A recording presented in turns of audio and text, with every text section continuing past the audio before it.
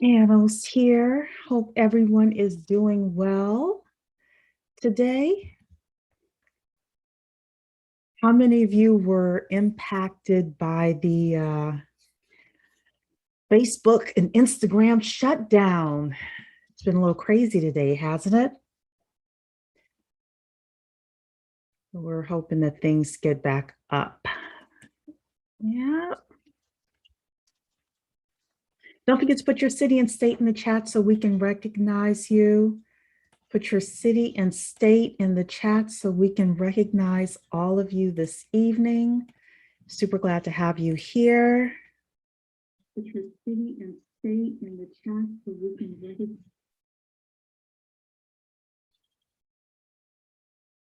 And we've got the amazing Dr. Phillips coming on today, so we're super excited about that.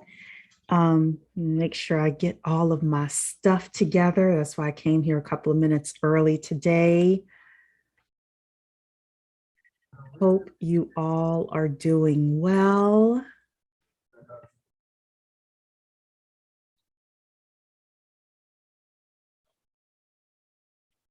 Hello, Dr. Phillips. Dr. Cheri is in the house, everybody. Good evening, everybody. Hope you are well. If you're just getting in, don't forget to put your city and state in the chat so we can recognize you. Everybody on YouTube and Facebook, please like the video, please thumbs up, please share the stream. We are talking about the Black economy, the state of the Black economy, the things that are going on. And in case you don't know, Russell Simmons is happening tomorrow night. He lost power in Bali, where he is. So we are having him tomorrow night. So Dr. Cheri, if you can't go longer than 30 minutes, we completely understand. But if you can, and you want to give us more of that good knowledge that you have, we will accept that as well. So everybody, again, the announcement is that Russell Simmons is tomorrow night at 6:30 Eastern time. Tomorrow night, 6:30 Eastern time. He lost power in Bali today, and we were all squirming in order to get the new day and time set. So it's going to be tomorrow at 6:30. And if you are a member, you should have received a text from us. No, I'm sorry. You'll receive a text from us in about a half hour. But you should have received emails. And if you're not a member, what are you waiting on? Become a member of the 10K Project, the10kproject.com. It is 6 o'clock on the dot, so I am going to get started as more people are coming in. Hello. Oops, let me put the record button on here really quickly. Right. Hello and welcome to the 10K Project. We are the largest community of Black investors who actively fund Black-owned businesses. The concept is super simple. If 10,000 of us, for example, came together and we each just put in $100, that's $1 million. We can start funding our own businesses. We can profit from our own innovation. We can create jobs that are so needed in the community, and we can work together to build Black wealth. So the minimum investment with the 10K Project and the businesses that we are helping to fund is $100. If you want to know more, the10kproject.com. Someone said to me once, this is like Black Shark Tank meets Powernomics. I said, yes. That is it. So that is what you want to think of. But I'm going to say Powernomics 2.0. So we love Dr. Claude here. We respect him. What he talked about was a very localized version of Powernomics. And even when we interviewed him, I asked him, what do you see as terms of the future? And he still sees a very localized version. We see an internet-based version and a new age version of Powernomics. So we still respect the great Dr. Claude Anderson with regards to that. So every Tuesday, 8 p.m. Eastern time, you can participate in our Bet on Black pitch. Once a week, we invite a Black entrepreneur to come in order to present their business and their investment opportunity to the community. We do this through something called equity crowdfunding, which was signed by President Obama through the Jobs Act of 2012. Equity crowdfunding offers an extra layer of protection for us because companies that go through this type of funding have to go through the Securities and Exchange Commission and FINRA, which stands for the Financial Industry Regulatory Authority. So again, that's a little bit of an extra layer of protection for us. However, you are still asked to do your own due diligence when it comes to these companies. And most of all, you are looking to build a portfolio of companies that you can invest in. The Black business owner is the least likely to get funded. Yet we know that when our businesses get funded, we make just as much money as any other ethnically founded group out there. Morgan Stanley proved that out. And racism within the Black economy has cost the United States $16 trillion. I'm sure all these things Dr. Cheri could talk about and more. But with that, I'm going to introduce the great Dr. Cheri up to the stage. I'm going to say hello to everybody. We have people here from New York and Georgia and New Jersey and Barbados. Las Vegas is in the house, Charlotte, North Carolina, DC, Washington, Virginia. They're coming for you, Dr. Cheri, in a good way. Your people are here to hear what you have to say. We've got Tennessee, Texas, Kentucky, Maryland, Georgia, Maryland. So all over the country. Hello, Dr. Cheri. Welcome back to the 10K Project. Good evening. Hello. It's always good to be back, especially when I'm back on stage. I'm usually watching it on Facebook, but it's always good to be back and to be among my people. Yes. And look, you have an open invitation. If like something is going down and you're like, we got to talk about this, Cheri, you've got my cell phone number. You text me like, look, we got to get on a live to have a conversation. There's just been too much rich information, rich content that's been coming across the social media platform for the 10K project. And so just if you haven't, I'm just going to repeat what you said. If you haven't been a member, it's well worth the investment. So thank you. Thank you. So everybody, the10kproject.com.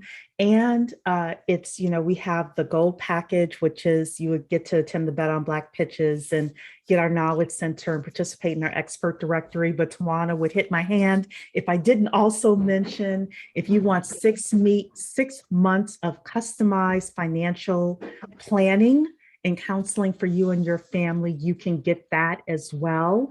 That's a one-time payment of $347, the10kproject.com. Okay, commercial is over. So what I usually do with Dr. Cheri, and I want to say hello to everyone in YouTube. Again, please thumbs up for us. Please subscribe. Please share. Everyone in Facebook, it looks like Facebook may be back up. So please share, please like the stream, etc. What I usually like to do with Dr. Cheri, because she is a professor, is I like to give her the floor for about 30 minutes to just tell us everything that's happening with the state of the economy. I take copious notes, as all of you do, and then we hit Dr. Cheri with all of the questions. And you all know that we're very practical here. So we don't necessarily care about theory as much. We want to know, okay, how does the things that happen in the economy affect us, and what can we do about it to build wealth for ourselves and our families and our communities? So with that, ladies and gentlemen, put a 1 in the chat if you are ready to hear from the great economist, the 10K economist herself, Dr. Cheri Phillips. Good evening. Good evening, ladies and gentlemen. I'm Dr. Phillips, and this is your quarterly status update. We've had quite a bit going on politically, socially, Economically, it's been the best phrase, the best adjectives that are being used right now are stalled, stagnant, disappointing for this third quarter as we're moving into the fourth quarter. So it's been moving from third to fourth quarter, it has been stalled, disappointing in terms of the economy and what's going on in the economy despite the activity.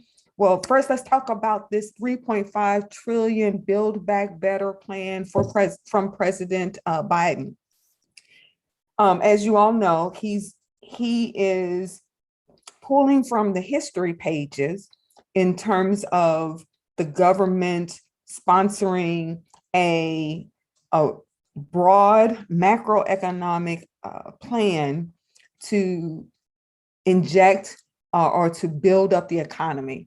And he's using infrastructure as the basis for that, to the tune of 3.5 trillion with a T budget. Now, that has to get paid some kind of way. So we can't, as I mentioned previously, in an economy that's slowing down, headed towards a recession or coming out of recession, one of the best ways to get the economy, kind of jumpstart the economy, is for the government or the business or households or all three sectors to spend. We spend our way out of out of a recession. We spend our way towards an economic boost. And so in this instance, businesses are not spending, and we'll talk about reasons why they're not spending. Households can't spend, and we should know better why we can't spend. And so it's up to right now the federal government to spend us towards economic recovery. And so President Biden's plan is this $3.5 trillion Build Back Better plan. Now, in order for the government to spend, the government needs money to spend. And so that money typically comes from our taxes. However, if you are looking or paying attention in the news, you'll notice that the government is not getting much in the form of taxes, because we still have the tax cuts from the previous administration. President Biden has implemented a few tax cuts, and we've had that excessive spending from the pandemic, so that we could keep everybody afloat and so that people wouldn't get kicked out of their homes and, that kind of thing while the economies came to a halt. And so we have tax cuts from the previous administration. Then we had a pandemic. Now we've got this $3.5 trillion Build Back Better. And so we don't have the government doesn't have the money that it needs to cover that expense. And so President Biden's one of his plans for funding this plan is he wants to give the IRS more money. He wants to allocate more money in the budget to go towards the IRS, so that the IRS can hire auditors to enforce the tax code. So basically what the federal government would do is, Congress would do, and the president would do, is they're going to give this money to the IRS. IRS is going to hire more auditors. Yay, if you want to be a government employee, if it came to pass. However, the auditors will have the explicit instruction of working with banks if the banks will allow it. And that's another story we'll talk about in a minute. So the IRS auditors will work with the banks, and they would go through and audit checking accounts, personal and business accounts. And they're looking for transactions that equal $600 or more. So if in your checking account, there's a series of transactions, deposits or withdrawals for $600 or more, then that account gets flagged and it gets moved up the chain for a possible audit, because the logic is that if you are making, it's a way of tax evasion. It's a way of checking to see if you are evading your taxes. And so if you are, then you get audited. If you get audited and found that you're evading taxes, then there's penalties, and that's that whole system.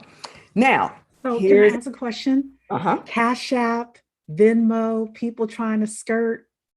Okay, go ahead. I didn't know if Yes, you were going to include that. yes, all of that. All of that. So any type of financial transaction. And I said checking accounts, but it could be Venmo, it can be Cash App, it can be PayPal. It's any financial transaction of $600 or more. The vehicle is immaterial. It is $600 financial transaction, whether it's a debit or a credit. And so the logic is this is a way to go about finding those who would evade their tax obligation. The Republican Party is up in arms, and they said that this is an invasion of privacy and that it is government overreach to the extreme. Now, motives aside, this threshold is low, $600. And even though the intent is to go after tax evaders, we know that those who are more likely to evade taxes will have hired someone that knows how to circumvent this. And so so the 1%, the 2%, the 5%, the 10%, they will be unaffected by this. Who it will hurt are startups, those of us who are just now getting where we've decided we're going to go into business for ourselves, and we're buying supplies for the product that we're going to produce and then sell, or we're buying inventory, or we are setting up the necessary procedures and protocols so that we can do our service, provide our service. Those of us who have less than 5 employees, those of us where we are the only employee, we're the ones that are going to be more likely impacted by this, especially because we are unable to or haven't figured out how to document our transactions in a way that if we get flagged, we can say, no, this is a legitimate business expense. And so the lesson, so watching the news to determine how that plays out in terms of how the Build Back Better plan gets approved, and then whether or not it gets approved, how it gets approved in terms of, is this going to be a part of the package, or will this get negotiated out? The lesson that you need to learn out of this, if you're a small business, a sole proprietor, or investor, document.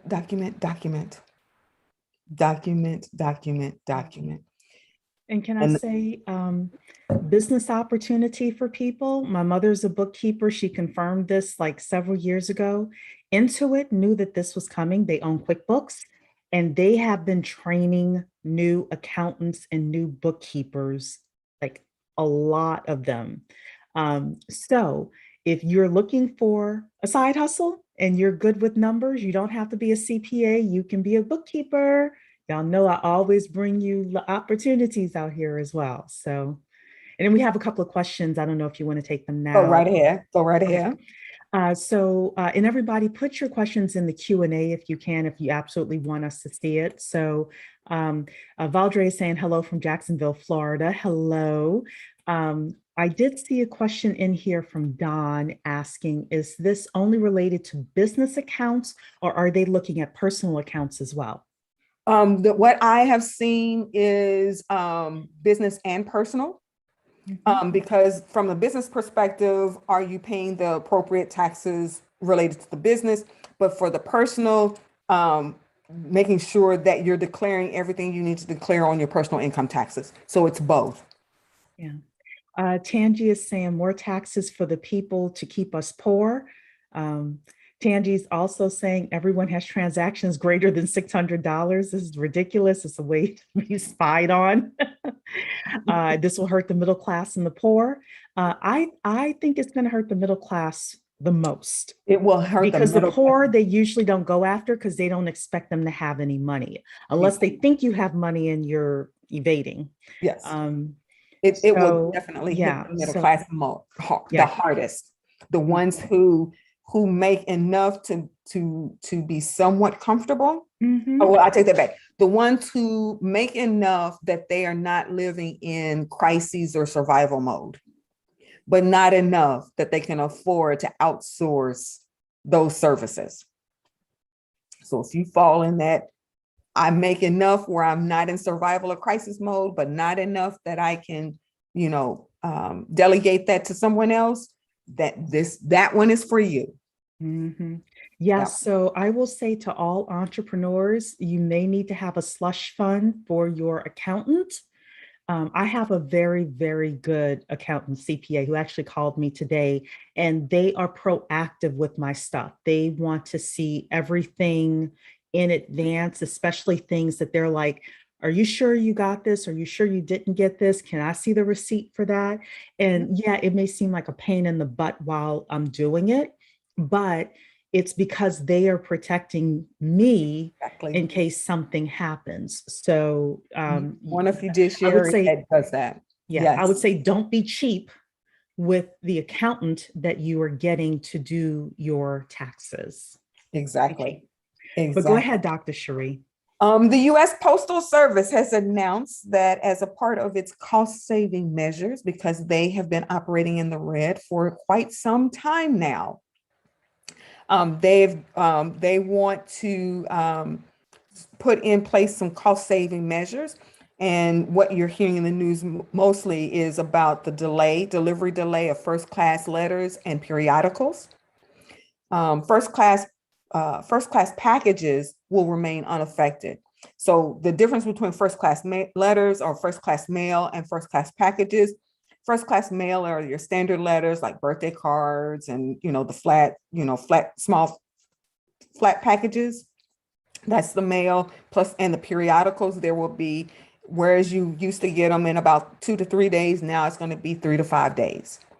And then your first class packages, which are going to be unaffected, that's small, lightweight packages. Now, the other thing, in addition to that, in addition to this delay, from now until the end of till January, the 1st of January, you're going to see an increase in postage.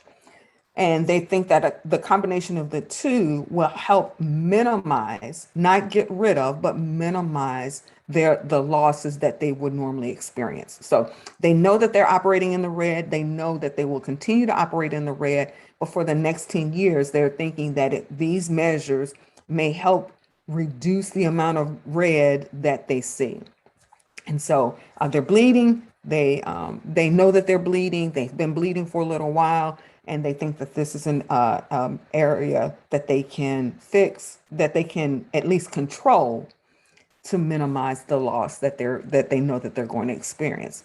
Now, the lesson that you're going to get out of that is this impacts those of us who live in rural areas. Think about relatives or the elderly who get their mail, who get their prescription drugs by mail. Um, think about those again who are living in rural areas. If you live in a metropolitan city, you're really not going to see much of a difference. But if you live in a suburb, a heavily populated suburb, you're really not going to notice a difference. If you were getting mail, day 2 or 3, and maybe 3 or 4. But if you're in a rural area, you're going to see it and experience it. And yet again, here's another opportunity for those of us who are disenfranchised to feel that impact even more.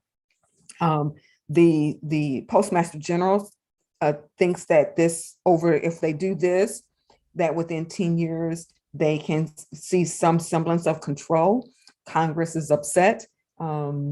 And I would expect that between UPS and Amazon, UPS and what was FedEx, that they should see an increase in their services as well, because they're going to see that supply curve, that demand curve shift. So when you have an increase or a rise in prices, or in this case, a delay in services with one, you're going to see people start switching to their competitors, which is the substitute. So FedEx will start to see an increase in demand. UPS will see an increase in demand, and then that will also force them to raise their prices. Now, here's the really, really ironic thing. Even though UPS and FedEx are considered competitors, in certain areas, they rely on the U.S. Postal Service to deliver their packages. So there's going to be that's actually a nice piece of change for both of those companies. So a lot of people don't know that. Yeah. So so even if you say, well, I'm not going to drop off my package at the post office, I'm going to go over to UPS, or I'm going to go over to FedEx, know that depending upon the address, the post service may still deliver that package, and you're going to pay FedEx for the post service to deliver your package. So also, let's see what else. Let's talk about Wall Street. Let's talk about the stock market. We are, 4 days in the month of October, and the markets are expecting this month to be volatile. Meaning, when you turn on the news and they say the Dow Jones, the NASDAQ, Wall Street, you're going up today, later on tonight, it's down, later on today, it's down, tomorrow it's up, Wednesday is down, you're going to see that volatility. There are several reasons why it's volatile. You've got Congress, and I was trying to check to see if they were able to do the stopgap for the budget before we jumped online, but I couldn't find anything to see where we're at with the budget, whether or not they raised the debt ceiling or not.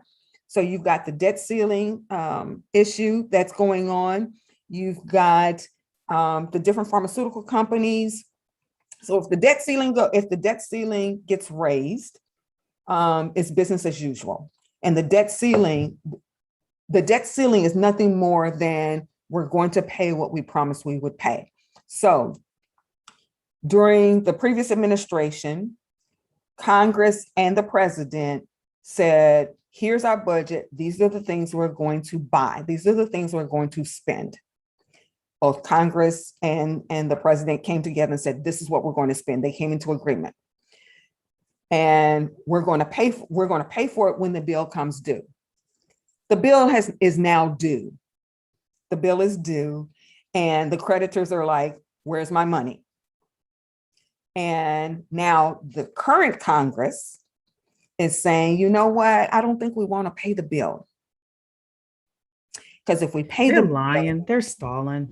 Exactly. They're now, lying. Their strategy, there's political strategy behind that political strategy will impact midterm elections next year and the general election in 2 years.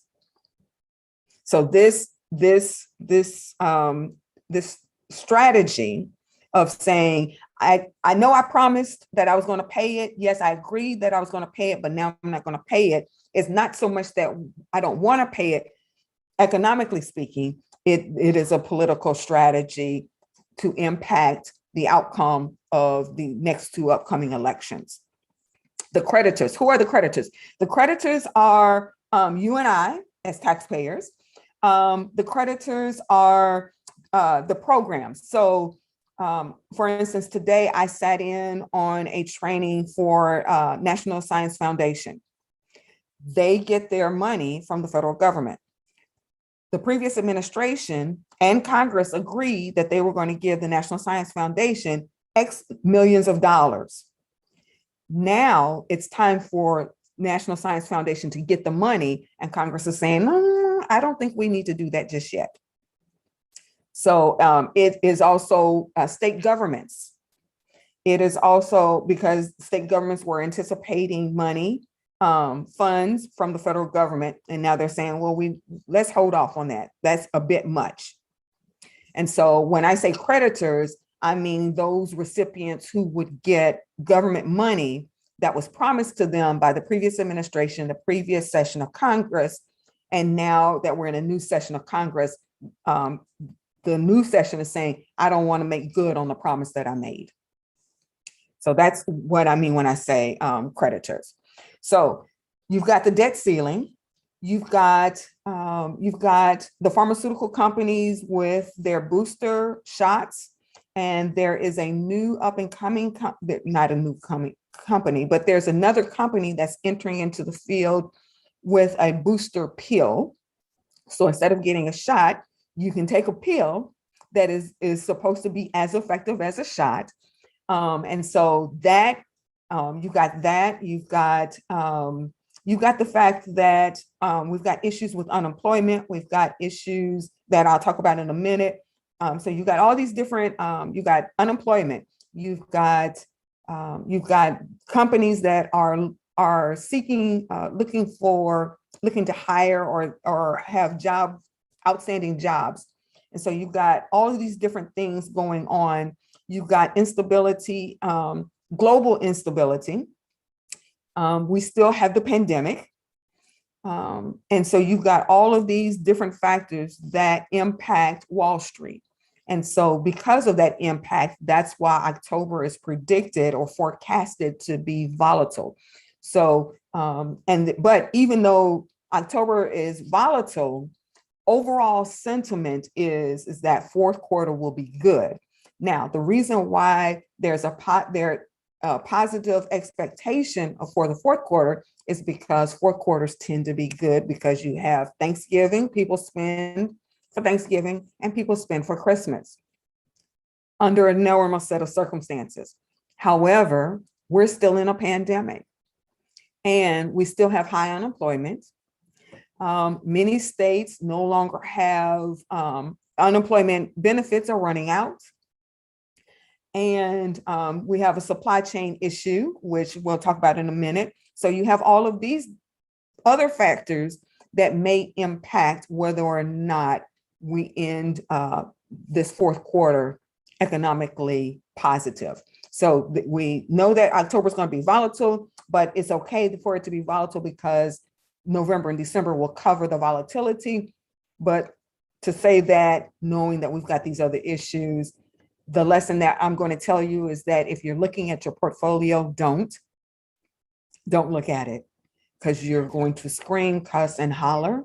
So don't look at the portfolio. And if for some reason you do look at your portfolio, don't panic. This too will pass. Yes. So Kevin in YouTube is saying, I had not heard this one before. Buy when it snows and sell when it goes. I haven't heard that one before. I have not heard that one before. Yeah. The other thing is, there are going to be things for sale. There are going to be assets for sale. There are going to be companies for sale, whether it's on the stock market or like in real life companies you can buy. People are going to be selling assets. People are going to be selling their liabilities. Please don't buy their liabilities and make them your liabilities. Exactly. However, there are going to be people who win economically through all of this. And one of the things we've been preparing for is how do you win economically in spite of all of this? Yes. I can say for myself, I've seen a huge uptick in my business. For those of you who don't know, I'm a business plan writer. A lot of people are starting businesses, growing businesses. I have a client who just bought a business. This other business came on sale and they closed up the transaction and, all of that. So commerce is happening out there big time. Yes, definitely. Commerce is happening and you're going to see a lot of it as this month wears on, going into November and December, because if you're going to make a move, you're going to try to make the move before December 31st. You're going to try to make that move before December 31st so that you don't carry that into the new year. So whether it is selling a business, whether it's making investments, everybody's going to want to try to get that done by the 31st of December so that it is reflective of 2021 and not go carry into 2022. Right. And then Um, someone is saying here, statistically, there are 500,000 businesses being created daily. That is Ali here saying that. So thanks for letting us know that. I wouldn't surprise me. It wouldn't. you know what? It wouldn't surprise me either because inflation right now, economically speaking, inflation is up. And we remember we said that inflation means rising prices. Prices are going up. Mhm. So is spending. Household spending is going up. And so whether that is causal or just coincidence, we're still trying to tease that out. But inflation is up, spending is up. However, personal savings is down. Between April and July of this year, personal savings dropped 10%. So we're spending more and saving less. And so Is that because we're out again? Because part last of year that, savings went up because everyone was inside. that's part of it. And part of it, outside of us, in addition to us being out more, we have more confidence that it's going to get better. We have Well, more. I think that that's a good thing. I mean, I have to admit that even though I see certain industries going to have to really struggle, for every one industry that I see is going to struggle, I see two that could do well Mhm. and that we could get into. Yeah. So, in a way, I do even see that, you know? Yes. Yeah. Yes. So, uh, and speaking of some industries that do well and others that don't do well, in August and September, the job reports are what economists have called disappointing, with leisure and hospitality jobs taking the lead.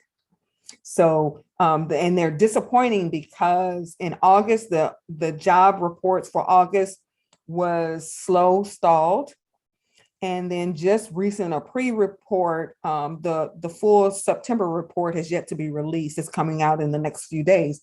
But the pre-report shows that in terms of jobs, we're at zero in terms of creation, in terms of change, zero. And so that's why it's the job creation, jobs market was disappointing. Now, the jobs that are out there and available, again, leisure, hospitality, it doesn't matter what city you're in. I've been fortunate enough, I've been cautiously going to different cities throughout the nation just recently, and it didn't matter what city I was in. You see help wanted signs in restaurants, you see help wanted signs in hotels, anywhere in the hospitality industry, you're going to see help wanted signs. I have my own opinion, although it is an educated opinion, as to how that problem could be solved. But leisure, hospitality jobs are the ones that are, rampant. There's plenty of those jobs available. However, other jobs where you are going to see that are more high paying, those are more stalled. You may go out on some of the different websites, job boards, and see that they're available. But again, you have to make sure that the jobs are actually available versus I'm trying to create a pool because I know that there's a shortage. Okay, so those of And you. I also understand that a lot of people are applying these days for remote jobs. And I've said this a few times. If you really want to stand out, agree to go to the office. Like obviously your health is important. It depends on you. It depends on your health, etc. But if I had a young person in my house who was 18, 19, 20 years old, I'd be like, now is the time for you to get that job you do not qualify for.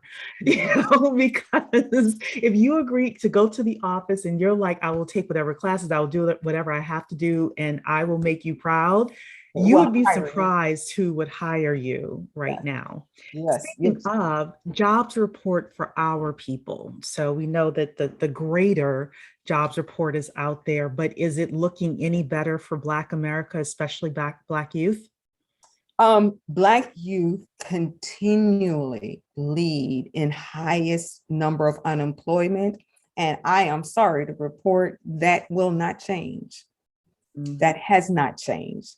They are, again, the last to get hired and the first ones to get fired. And I think that adds to that skews the unemployment numbers. And so I wish I had better news, but in terms of Black employment, in terms, especially Black youth employment, that hasn't changed. Those numbers are still irrationally high.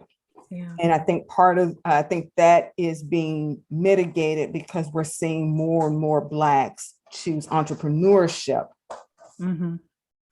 because they, between unemployment, between microaggression and those office dynamics, more and more Blacks are choosing entrepreneurship, which is why U.S. Blacks are the fastest growing in terms of demographics, in terms of starting businesses.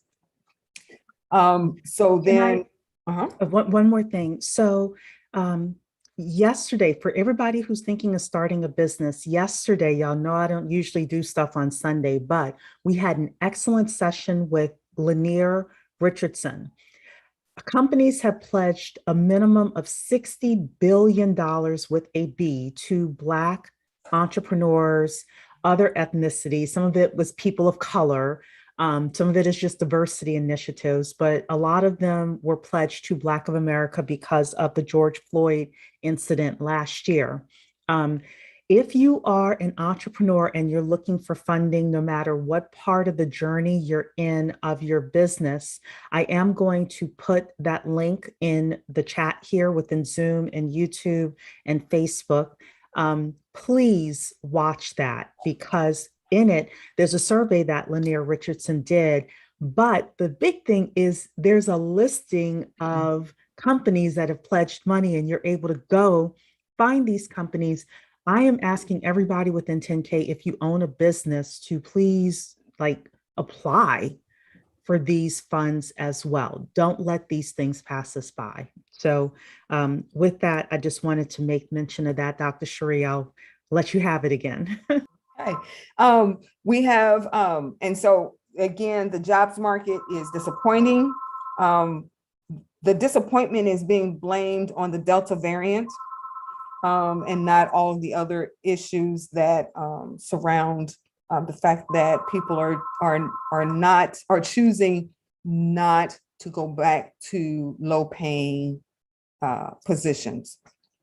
And so again, we need to think through, if you have high unemployment and you have companies that say we're looking to hire, typically what you would see is, especially when you have a shortage of, from a business perspective, if you have a shortage of labor, then typically what should happen is that you raise the price, in this case, that would be wages, until you get to the point where you get the labor that you want. What's happening is businesses are treating this as though this is an employer market, not an employee market. And so the wages are staying the same or doing slight increases, but not enough to gain the labor that they need to cover. And so we need to be on the look on that. And I bring that up because there are some who entrepreneurship is not your path, and your path would be, I want to get a 9-to-5 and then take my money and invest it until that point that my investments, the income from my investment supersedes the income that I'm working on. So for those who, for whom entrepreneur, you're here because you are looking for the investment, know that this is one of the reasons why you're seeing this disconnect between, I know people that are looking for jobs while I'm watching on the news that employers are saying, I can't find people. And so whenever I'm talking to employers who tell me they can't find people, my first question is, where are you looking? Where are you looking? And how much are you paying? Those are the two questions that I ask. I got two more things. So the Federal Reserve Bank is doing a bond buyback. And what that means is The federal bank is the Federal Reserve Bank is the banker's bank. So your local banks, wherever you do your business at, they, when they need money, they'll go to the Federal Reserve and they will either borrow or, they make transactions so that they can have cash on hand for you to, for your checking account when you demand from your checking account, or when you want to go and get a loan for your business or a personal loan. So what the Federal Reserve does, one of their roles and duties is to monitor the economy. So as I said earlier, inflation, rising prices is an issue. That's one of the indicators that the Federal Reserve Bank watches out for. So they look at inflation, they look at, and they can control interest rates. So they control interest rates and they pay attention to inflation. As inflation has been creeping up, then the Federal Reserve will do what we call monetary policies. They will put things in place and they will manipulate the market in a way that will either bring inflation down, or they will do something to help spark the economy. In this instance, when they want more money in circulation, they'll either buy or sell what they call bonds. So the banks hold bonds, and then the Federal Reserve Bank will either sell them bonds or they will buy bonds. If the Federal Reserve Bank buys bonds, that means they exchange the bonds that the bank holds for cash. Then the banks, they're buying the bonds. That means they're giving the banks cash. And what the bank is supposed to do with that cash is loan that money out. They are supposed to loan it to businesses so that businesses can buy equipment, pay for labor, pay to expand their businesses to get the economy going. And so they were buying bonds in the hopes that the banks would take that cash and then distribute it through loans to get the economy going. What happens is in some instances, the banks grabbed the cash, and then held on to the money. And they did not produce loans. They do that all the time. I don't get why people, the politicians, I will call them out, don't see the cycle. It like every time that happens, every single time. I think one of the best things we saw last year was the SBA contacting the small businesses directly and saying, here's your promissory note, sign this and we'll deposit the money to you directly. I just don't see but they continue. I think it's a lot of lobbying. It is. So it is. I'm going to let everyone know that I am speaking now with a woman who helps people start political action committees and understand politics on a local level as well as a national level. She is willing to come and talk to the 10K project, but she will not do it live stream and she will not do it recorded if we want to know the real 411. So I've agreed to that. It is going to be super, super closed session, but you all will want to be there with regards to how we navigate those things. It's going to be before the end of the year that we have that session, and we're working on having it on a Monday evening as well for that one. So yeah, but go ahead. And you've got questions in here as well. We've got questions in YouTube. So I'll finish this piece with the Federal Reserve Bank. So they've been buying these bonds, giving the banks cash, and hoping that the cash would diffuse or just be distributed in the economy to keep the economy going. That has not happened, or it has not happened with the effectiveness that the Federal Reserve Bank had anticipated. So now the federal bank is signaling by, throwing out messages that they're thinking about stopping or slowing down the buyback. Now, this is what happens when they slow or stop the buyback, meaning instead of them exchanging cash for the bonds, they're just saying, whatever bonds you have, hold on to them. We're going to keep the cash. And when they do that, that means there's less cash that is available to circulate in the economy. And if there's less cash available to circulate, then those of us who don't have a savings, we are less likely to have the capital that we need if we're a business to expand or to keep business going. As I mentioned earlier, personal savings is down. So if I don't have the cushion and there's less money circulating in the economy, make of that, connect those dots. So again, right now, the Federal Reserve is putting it out there. Listen, at some point in the not too distant future, possibly as early as before 12/31, definitely by first quarter, we're going to stop buying bonds, meaning we're going to stop infusing the economy with cash. Meaning if you're going to make a move, make it in the next 2 months. But I have a associate, I'm gonna really call her a friend because she's not really a friend, an associate who has a very thriving business that's out there.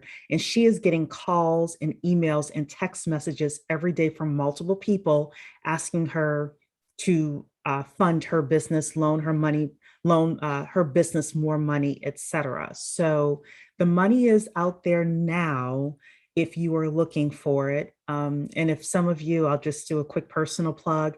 If some of you are looking for some startup funding, I do have a couple of resources that I could share with you. You can info@the10kproject.com, and I'll ask you a few questions in order to make sure I'm putting you in the right place. But yeah, I would say, actually, I'd say next 30 days, have your application in. End of October, that's your assignment. If you're looking, end of October, have your application in. And I would say same, sooner than later. Yes, sooner rather. Yeah. So just move that up to the top of your to-do list. So you have anything else? What questions do we have? Okay, we got a ton of questions in here. I am going to start with Zoom and then go to YouTube. And then if there's anything in Facebook, I will get you on Facebook as well. So Teresa is saying, hello, doctor. If I pay a family member rent through Cash App, do they need to pay taxes on it? Well, first of all, I have to say that the doctor is an economist and not an accountant. Right. So CYA, check with your accountant. However, go ahead. CYA, check with your accountant. Check, because each state is different. And your accountant will be able to tell you whether or not paying rent that way is the best way to do it. So I will say this, if you do not have a good trusted accountant, we have a couple of them in our expert directory at the 10K Project, Teresa. Hope you remember. So if you go into the Knowledge Center, you go to the expert directory, you put in accountant, and you reach out to those accountants and see if they are able to help you based on the state that you are in. Chris is saying, so will the $600 limit be in effect the 2022 tax season? I came in a little late. So explain again the $600. Because yeah, the $600 is part of how President Biden wants to finance his $3.5 trillion Build Back infrastructure program. Yeah. Better. Mm-hmm. So basically, if the law goes into effect, if this bill passes and it goes into law, and if this is a part of that bill that goes into law, basically what the IRS will be empowered to do is hire auditors who will check financial accounts for $600 or more transactions. And the logic is, and I'm not sure why they chose 600, what formula they use to choose 600, but the logic is that if you are depositing or withdrawing $600 in a transaction, then that should be a flag that there's the possibility that you are evading taxes. And so, so that's where the $600 come from. And so in terms of, one, we don't know that it hasn't gone into effect yet. This is a part of the package of the $3.5 trillion package. And so I'm bringing that up because as you are watching the news and you're thinking, what does the $3.5 trillion infrastructure package has to do with me? This is part of that, because it has to get financed, it has to be funded, and President Biden wants to fund it this way.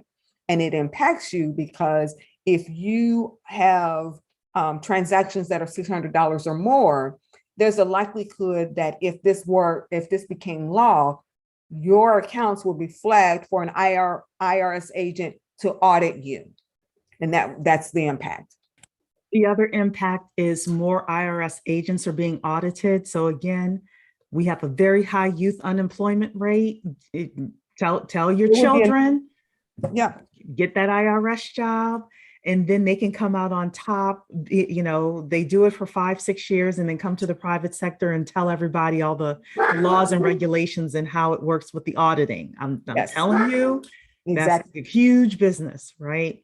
Romy, I apologize for the dog, everybody. Romy is asking, hello, Dr. Phillips. It is a great pleasure to listen to you. Can you discuss the backdoor Roth option that Congress is looking to remove?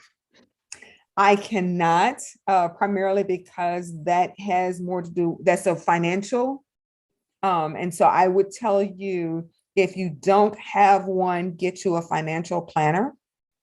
And then your financial planner can explain to you, one, what that looks like, and then how it will impact you and your investments and your account. If you need a financial planner, it is $347 if you're not a member of the 10K Project.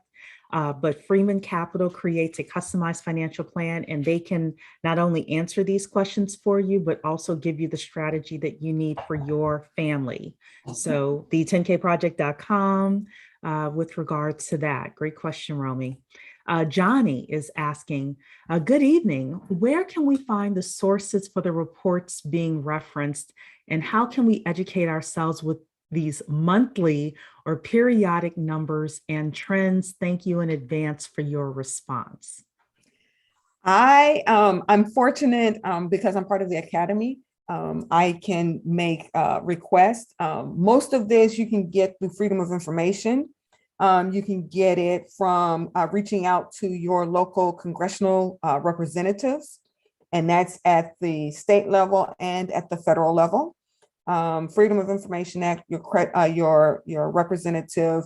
I also, because of the nerd that I am, I will watch C-SPAN. And then I also go out on the actual .gov websites and download and read through and then do the analysis that way. Yeah, and another thing you could consider doing is Google Alerts. Because whenever these economic reports come out, whether it's CNN Business, Fox Business, like all of these, you know, Bloomberg, et cetera, they're all reporting on these major stories. And then you'll also see some of the opinion pages as well. Now, I have a paid subscription to the Wall Street Journal. Sometimes I'm better at reading it than others, but if you're willing to pay for something like that, then you can get a lot of information and analysis with it as well. And you mentioned C-SPAN, Dr. Cheri, but in my heyday, I watched a lot of CNBC, especially Squawk Box in the morning. And they're really good at breaking down what the numbers mean and how it affects you and things like that. We need a Black Squawk Box. So if anybody is willing to do that, you know, I do think we need that in the community on a daily basis. And there may be somebody out there doing it. Kevin in YouTube is saying Yahoo Finance, they are good too. But I do find with Yahoo Finance, I don't know, I wish they had a little bit more in-depth analysis with certain things. like, I just want to tweak some of their programming. But they do have great programming over at Yahoo Finance as well. Um, Felicia is asking about ways to sell a vending business. That's not really the topic for tonight, Felicia. I don't think Dr. Cheri has that kind of knowledge. Um, if you want, email me info@the10kproject.com and tell me a little bit more. There may be a couple of people I can put you in touch with who would know the answer to that. I'm thinking Charles Oglesby, who is coming on Thursday to talk with us. He may be a good person because he has done a couple of things about the vending business, and there's somebody else in mind as well. So Virginia is asking, any insights on investing in gold and silver to diversify since you stated that we need to look, since you stated we should not look at our portfolios, LOL. So what about gold and silver? Gold and silver are not going to go anywhere. If you can afford to get in where you can fit in, and because you want a diverse portfolio, and that could include natural resources and metals. And then if you're looking into gold and silver, also think about energy, green energy. And what I normally tell people, let me make this very, very perfectly clear. I am not a licensed financial advisor. Mm-hmm. I am not. Neither am I. So what I'm telling you is just here's something to think about. And then when you go and you get with a licensed professional, you can ask them these questions specifically. But I would say making sure that, look at the metals, looking at natural resources, looking at energy, looking, if you want to make those risks, think about what we call foreign portfolio investments. Think about those investments in other nations, other countries. That's an option as well. That's also volatile. Mm-hmm. That's also volatile. So again, get with a licensed professional who can look at where you are right now and say, how can we make this better? Mm-hmm. And then again, not looking at your portfolio for this month, because I don't want you to have a massive coronary when you see the highs and the lows within hours or days of each other. Yeah, I'm hoping Bitcoin goes down again. That's just me. I'm not telling anybody how to invest, but yes, I would love to change the Bitcoin. To see it dip just a little bit in the universe. Miss Vivian has a great point here about Black youth. We want to encourage them to take a 3-month online cybersecurity course, a very lucrative field. I will say that there are quite a few, I won't say a lot, quite a few of these courses out here where if you let them know that you are Black, young, don't have a family that can pay for these types of things, there are all sorts of programs that are available to you. So yes, you just do it. Yes. Okay, so we have a couple of people in YouTube. First of all, Kevin said, email, DocuSign, and digital gift cards are the wave of the future. I would say they're the wave of the present, Kevin. Kevin had a lot of great stuff in the YouTube commentary as well. So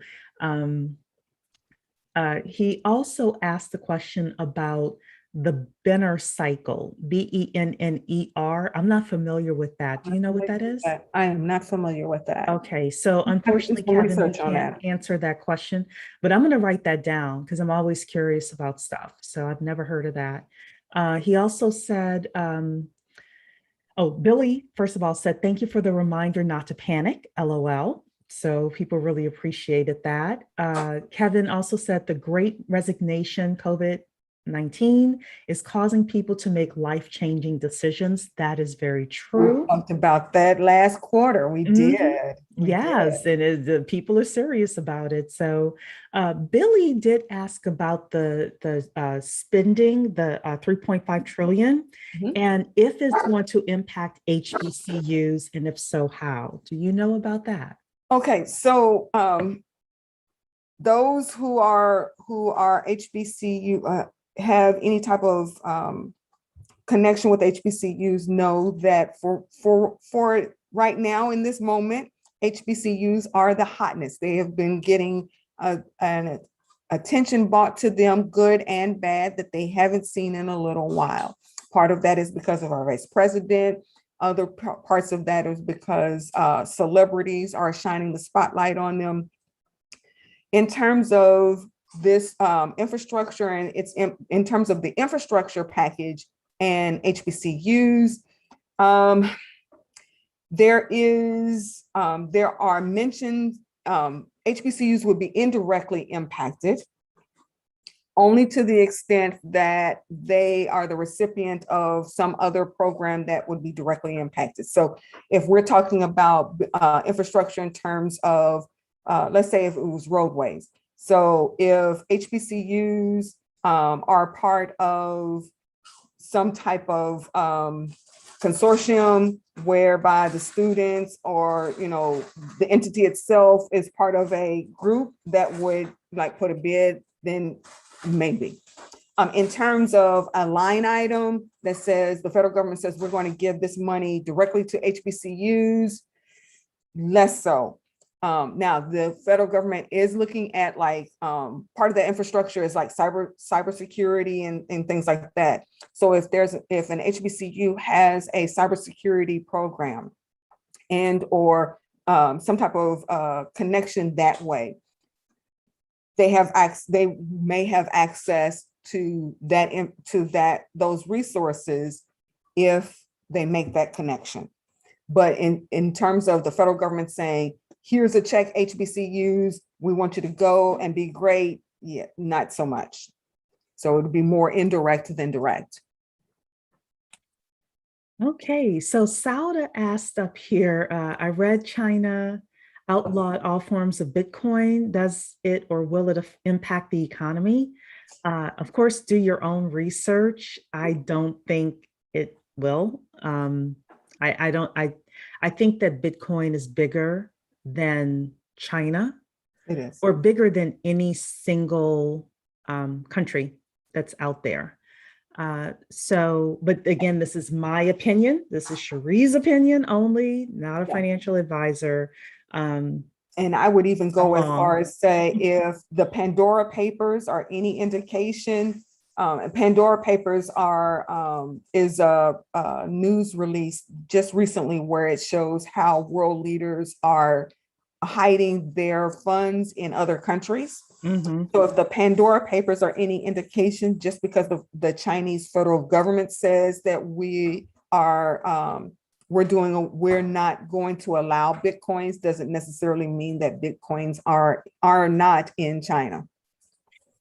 or the Chinese leadership does not own any. Exactly.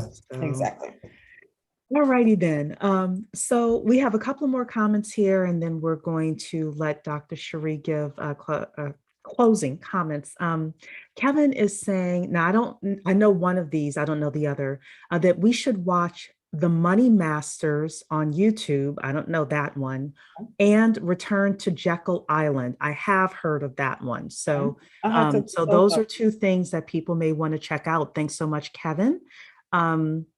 AP Leo Queen is saying, this is very interesting information. I need to educate myself on the government's handling with money.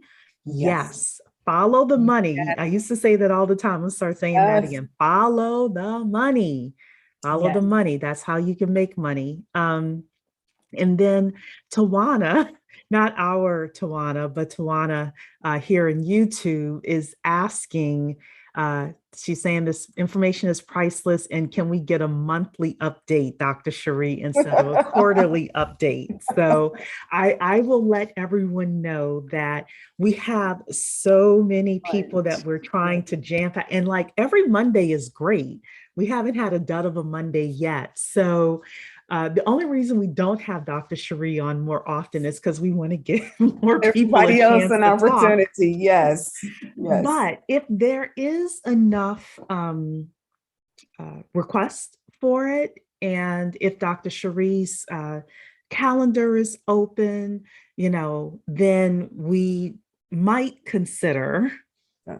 doing this on a monthly basis. But I'm going to tell everybody now, we got to get 100 people in Zoom minimum every single time. I want Dr. Cheri to show up, and I want all of us to show up and ask questions and be involved in the conversation and take action. So Exactly. what are we going to do? Exactly. All right. Again, Russell Simmons tomorrow night at 6:30 Eastern time. Tomorrow night, 6:30 Eastern time. People are already putting in your requests for more Dr. Phillips. So okay, well, and yeah, I'm seeing it in YouTube as well, Dr. Cheri. So we may have to do that. We might have to revisit. Yeah. So okay, so I'm going to give you the floor for any final comments that you have, Dr. Cheri. Okay. Take it away. Okay. The economy has three actors: government, business, households. In terms of business, businesses are claiming that they can't find people. And if we look at households, we have households who say we can't find work. So somehow or another, we need to figure out why there's a disconnect. I would suggest that the disconnect has something to do with negotiating pricing. And in terms of the labor market, price means wage. The government sector, because the business and the household sectors can't seem to figure out this disconnect, the government now has to intervene. And the government is choosing to intervene right now with this $3.5 trillion infrastructure package. That infrastructure package has to get paid, has to be paid for. Because if it's not paid for, then we will have the situation we have now with the government having to argue whether or not the debt ceiling needs to be raised. Because we don't operate on a balanced budget, we do deficit spending. So in essence, we're kicking the can down. So in the previous administration, they did some spending, and that spending, the bill for that spending is now due. And now, in addition to that bill being due, we still want to spend some more. And that bill is going to have to come due at some point in the future. That's why it's important for us, when we're paying attention, to make sure that we understand, what exactly is in these bills, these legislation, because even when you hear infrastructure, you think it doesn't apply to me. Well, if it has to get paid, and in order for it to get paid is to hire more IRS agents, then we've got a government needing to employ people. Who's unemployed? Blacks, Black youth.